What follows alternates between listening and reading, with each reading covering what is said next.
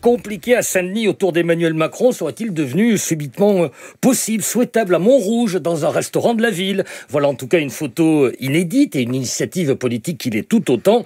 Une partie de la majorité et une partie de la gauche qui posent ensemble aux côtés d'employeurs et de salariés sans papier et qui exigent la régularisation de ceux qui ne bénéficient pas de titre de séjour mais qui travaillent depuis longtemps dans des secteurs où de nombreuses offres d'emploi ne sont pas pourvues. Autrement dit, il n'y a pas qu'avec la droite qu'on peut trouver un accord sur l'immigration. Bonjour Stella Dupont. Bonjour. Vous êtes députée Renaissance du Maine-et-Loire. Vous êtes une des élus qui lance cette initiative transpartisane. Bonjour à vous Paul Barcelone. Bonjour Frédéric. Service politique de France Info qui, dès hier soir, nous révélait avec Libération cette démarche qui a pris, Paul, de longs mois. Hein. Oui, alors cette tribune, et c'est intéressant de le regarder, a été préparée en secret. Et Stella Dupont pourra le confirmer. Parfois, dans des sous-sols de restaurants près de l'Assemblée nationale, les premières discussions entre des figures connues de la vie politique, l'ancien candidat communiste à la présidentielle Fabien Roussel par exemple, l'un des leaders des écologistes Julien Bayou, Stella Dupont pour la majorité, Sacha Houlié aussi, le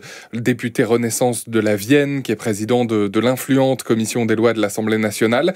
Toutes ces personnes, tous ces élus sont donc retrouvés depuis mars dernier régulièrement pour discuter et mettre au point cette tribune, demander la régularisation des travailleurs sans papier. C'est la fameuse création, la fameuse création des titres de séjour dans les métiers en tension dont vous parliez Frédéric. À la manœuvre pour mettre toutes ces personnes d'accord, on retrouve Pascal Brice, qui est un inconnu du grand public. C'est un haut fonctionnaire, ancien patron de l'OFPRA, vous savez, l'Office français de protection des réfugiés et apatrides. Il est aujourd'hui le président de la Fédération des acteurs de la solidarité. Et il a trouvé hier, lui, le lieu pour cette séance photo. Vous avez peut-être vu la photo en une du journal Libération. Un restaurant de Montrouge où le patron emploie un salarié depuis 7 ans, salarié qu'il a fait commencer à la plonge, qui est aujourd'hui chef de rang dans ses cuisines et qui est un travailleur sans papier. C'était presque le lieu idéal pour prendre, incarner, si j'ose dire, voilà, c'est ça, prendre l'opinion à témoin. Incarner ce que vous appelez, Stella Dupont, une démarche humaniste.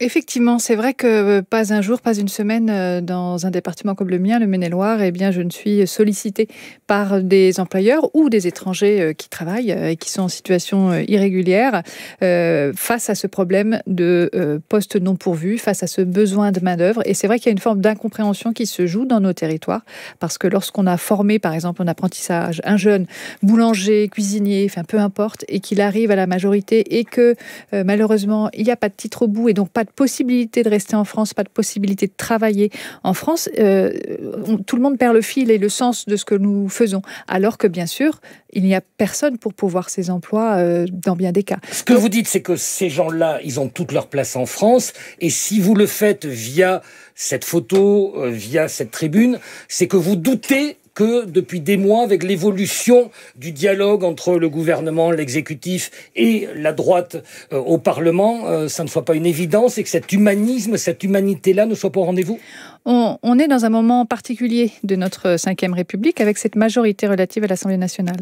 Donc on doit tous faire preuve de responsabilité et essayer d'autres voies, c'est-à-dire de faire ensemble. C'est vrai qu'on n'a pas l'habitude, c'est pas dans notre culture, on évite de taxer de frondeurs ou je ne sais quoi. Non, là, on essaie vraiment de se retrouver autour de nos points communs plutôt que de ce qui nous divise. Mais parce que vous n'avez pas de certitude au sein de votre majorité, enfin de la majorité même relative. Il y a un texte, on ne va pas les répéter, il y a un texte on les de entend, loi. Peut-être que ce n'est pas nécessaire d'avoir ce volet-là dans la loi. Il y a un texte de loi qui a été présenté il y a de nombreux mois. Nous n'avons pas seuls de majorité pour l'emporter, donc il faut trouver des partenaires, nouer des alliances, et ce que nous avons fait avec l'ensemble des partenaires socialistes, écologistes, le groupe Pliot de l'Assemblée, le MoDem avec nous également, et je pense que d'autres sont en capacité de nous retrouver aussi, eh bien c'est un point de départ pour justement chercher sur ce sujet des métiers en tension particulièrement, du travail des demandeurs d'asile, des renouvellements de titres de séjour aussi, eh bien des solutions très concrètes et rapides, urgentes, parce que la précarité de ces gens aujourd'hui,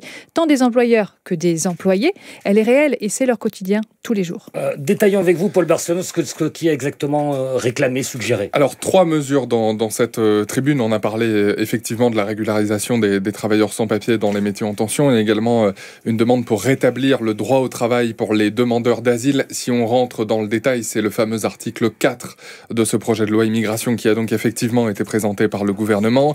Et la troisième demande, c'est une accélération des procédures de traitement des dossiers dans les préfectures pour éviter l'embolie et les embouteillages. Des mesures donc très sociales qui tournent le dos en quelque sorte aux discussions que souhaite entamer Gérald Darmanin, le ministre de l'Intérieur, avec la droite et avec les Républicains. Il s'agit là aussi d'installer un rapport de force. Le gouvernement cherche à tout prix une majorité pour faire voter son projet de loi immigration. La droite et les Républicains ne veulent pas entendre parler des régularisations parce qu'ils estiment que cela créerait un appel d'air et de nouvelles filières d'immigration. La gauche, mais aussi on l'entend une partie de l'aile gauche de la majorité, répond donc par cette tribune en appelant le gouvernement à ne pas céder, à ne pas lâcher un seul bout de terrain et à ne pas céder au chantage d'Éric Ciotti et de ses amis. Ça, c'est la sénatrice socialiste Marie-Pierre de La Gontrie qui le dit. Ça suffit de voir en permanence M. Ciotti dicter ses conditions à Emmanuel Macron, qui ne semble pas y résister beaucoup. Gérald Darmanin dire qu'il va rencontrer les LR pour essayer d'avancer. Sortons de l'hypocrisie. Vous trouvez aussi, Stella Dupont, qu'il ne résiste pas beaucoup Emmanuel Macron à Éric Ciotti ? Moi, je ne sais pas quel sera le point final. Ce que je pense, c'est que nous avons besoin absolument de ce type de mesures sur les métiers en tension. J'ai oublié de citer les communistes tout à l'heure, qui sont très présents. Fabien Roussel, voilà, bien entendu, présents et exigeants dans ce travail que l'on conduit depuis de nombreux mois. Mais vous savez que la droite ne votera jamais un texte comme ça. Quelle majorité y a-t-il ? Eh bien, j'espère que des républicains tout aussi pragmatiques que nous, parce que c'est jamais simple de trouver des compromis. En avoir sur la photo et vous n'avez pas eu. Je n'ai pas cherché, mais je crois que Pascal Brice a adressé des messages aux républicains qui n'y ont pas répondu.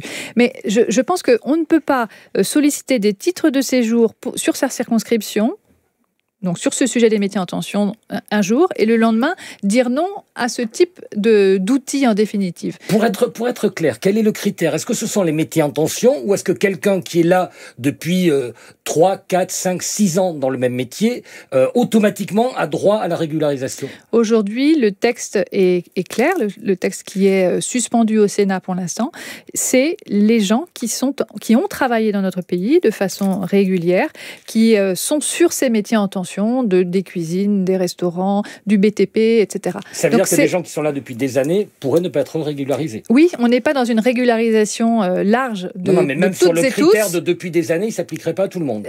Voilà, il faut regarder au cas par cas. Le principe, c'est dans les secteurs en difficulté, on régularise en priorité. Ça ferait combien de personnes à peu près ? Je n'ai pas les chiffres. Hein. C'est important. Je n'ai pas les chiffres. Vous savez, vous pointez un sujet essentiel dans le débat qui nous réunit, c'est qu'on a tous en tête une loi idéale, quelque chose qu'on souhaiterait.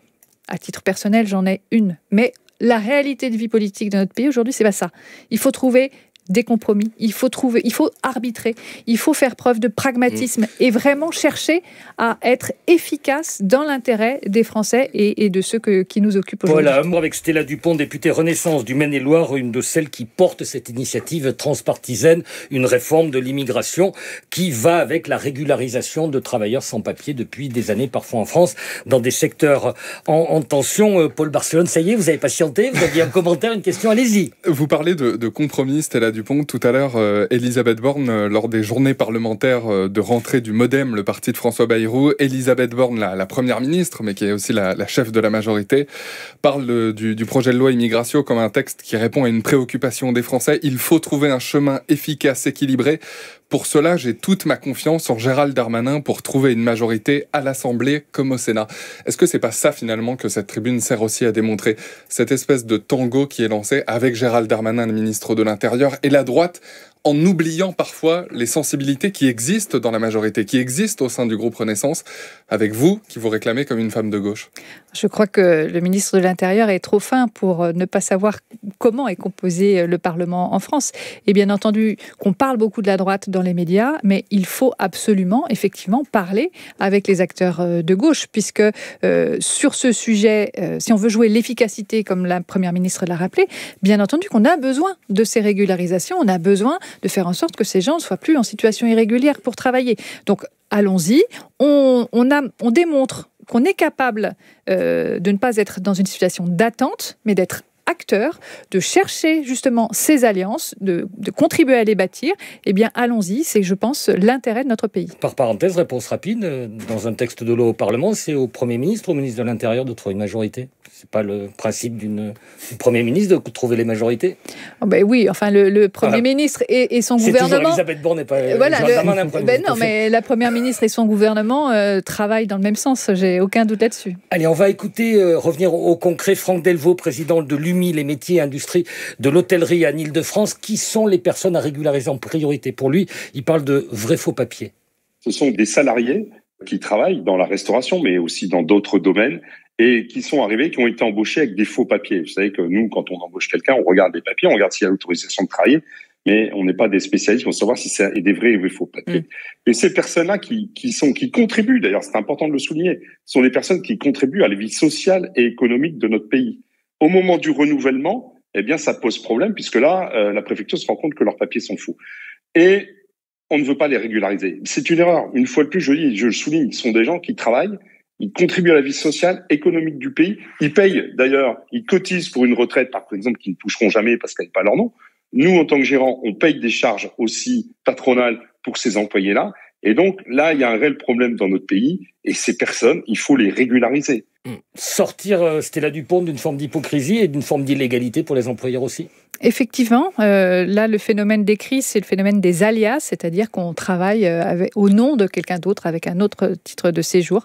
Donc oui, il faut sortir de l'hypocrisie. C'est une réalité. Des Jeux Olympiques, il y en a partout. Je pense qu'il ne faut pas se voiler la face et plutôt que de repousser ou de mettre la poussière sous le tapis, il faut s'y atteler. Et ce titre métier en tension est vraiment l'outil dont on a besoin aujourd'hui pour à la fois donner du travail à ceux qui, enfin donner un statut à ceux qui travaillent et être en capacité d'être solide. C'est-à-dire qu'on ne peut pas accueillir tout le monde.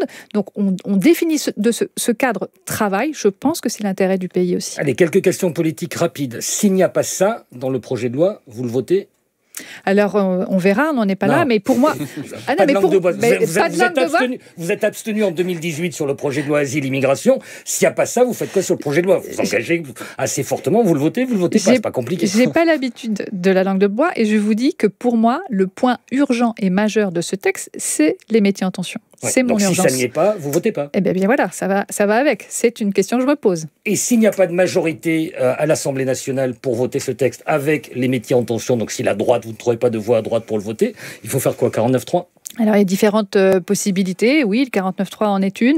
Il y a le fait de scinder les choses, de traiter à part le sujet des métiers en tension. Il y a différentes options. Une proposition de loi à l'initiative des parlementaires aussi. Ça peut être deux lois différentes. Le retour à deux lois différentes. Pourquoi pas? C'est pas ce que je souhaite. Le texte, là, il est écrit. Je pense qu'il y a matière à l'amender pour trouver un point d'accord assez large. Enfin, en tout cas, moi, j'y crois et c'est ce pourquoi je travaille. Même si c'est extrêmement difficile, j'en ai bien conscience. Oui, il faut se réunir pendant des mois de façon un peu secrète, nous raconter pas le Barcelone pour y arriver. La prochaine fois, donc vous espérez qu'il y aura des élus de droite sur la photo? Eh bien, pourquoi pas? Tout est possible. Des LFI, il n'y en a pas, non? C'est ça. La France Insoumise qui a participé, et certains députés de la France Insoumise ont participé aux discussions, et finalement, effectivement, pas d'insoumis. Le nom de François Ruffin avait notamment circulé pour participer à cette tribune, et finalement, pas d'élus mélenchonistes ou de proches de Jean-Luc Mélenchon qui signent cette tribune, effectivement. Et tout dernier mot, là aussi, réponse rapide, je crois, je ne les ai pas comptés exactement, une trentaine de noms dans la pétition. 35. Il y en a d'autres potentiels, vous avez voulu mettre 5-6. On était limité à 6 maximum par groupe, donc oui, il y en a davantage. Il y en a davantage. Stella Dupont, députée Renaissance du Maine-et-Loire. Députée en commun du groupe Renaissance apparenté. C'est compliqué, je le sais. On nous expliquer ça une autre fois. Paul Barcelone le sait, lui, il me dira dans le couloir. Apparenté service politique. Paul, merci beaucoup et très en commun, vous aussi.